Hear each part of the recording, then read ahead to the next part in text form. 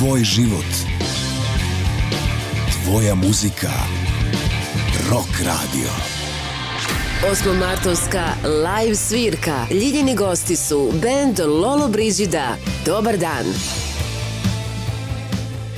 Koncert zbog kojeg je Ida Prester sa svojom ekipom danas na Rock radiju dešava se, kao što rekao smo na samom početku, 8. marta. Sad, ja znam da mnogim ljudima ume da bude glupo pitanje šta će se dešavati tog dana, ali bitno je da kažemo ljudima šta se dešava, kad se dešava, zašto se dešava, karte i sve ostalo. Pametno pitanje. Sad ćemo reći sve što mi znamo. Znači, prva stvar je, mi ćemo svirati naše najveće hitove 2,5 sata. Šalim se, nemamo 2,5 sata hitova. Ali sad i nešto ćemo svirati naš pravi disco-punkerski program. Nešto sa novim stvarima, nešto sa starim.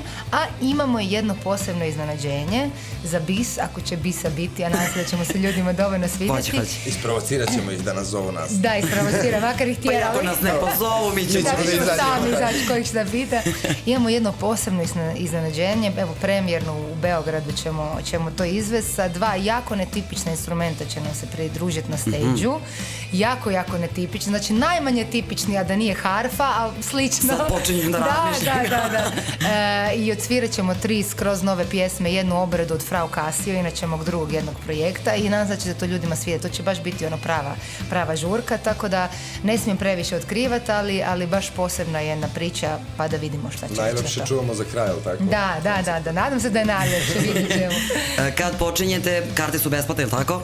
To što je još najljepše u cijeloj toj lijepoj priči, da su karte za džabe, karte se mogu podići na porti tamo. Da, moraju da se podignu kogu se... Da, ulazi se samo sa kartama, znači ne morate ništa, nema nagradnog pitanja, nema lozinke ko živi za 7 brda i 7 dolina, nego samo dođete, kažete mi bi na koncertu Lollobrigide i uslišat će vam se vaša molba, i to je naš super poklon ljudima u Beogradu. Već jako dugo nismo imali tako solo koncert i jako se veselimo, jako smo nabrijani, imamo probe svaki dan i treba nas i jedno čekamo. Eto i ideje momcima za 8. mart da povedu devojke na koncert Lollobrigide.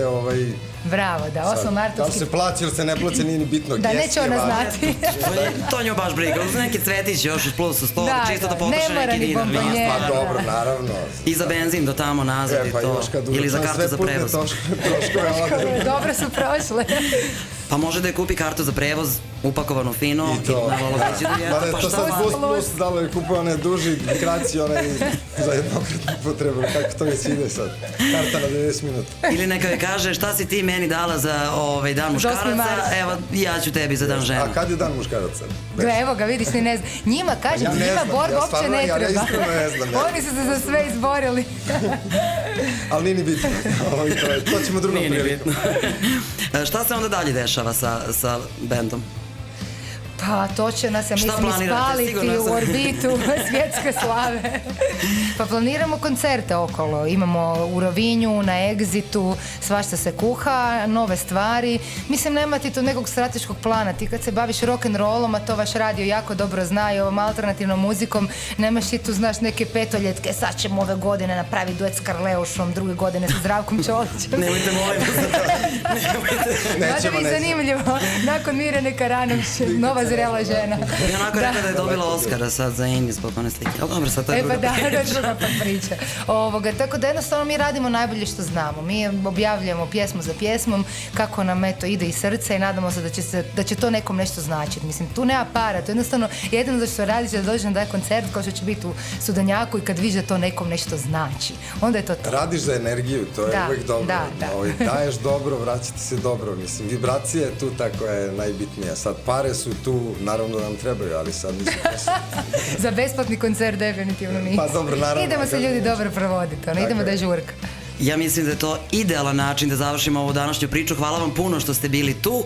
Ostalo nam je da taman, opet u skladu sa ovom pričom, odsvirate naš najveći hit koji nikad ništa bolje očito nismo smislili, jer ovo nam svi traže stalno. Volim te, naša poruka za 8. mart svima, muškarcima i ženama. Mi nemamo razliku.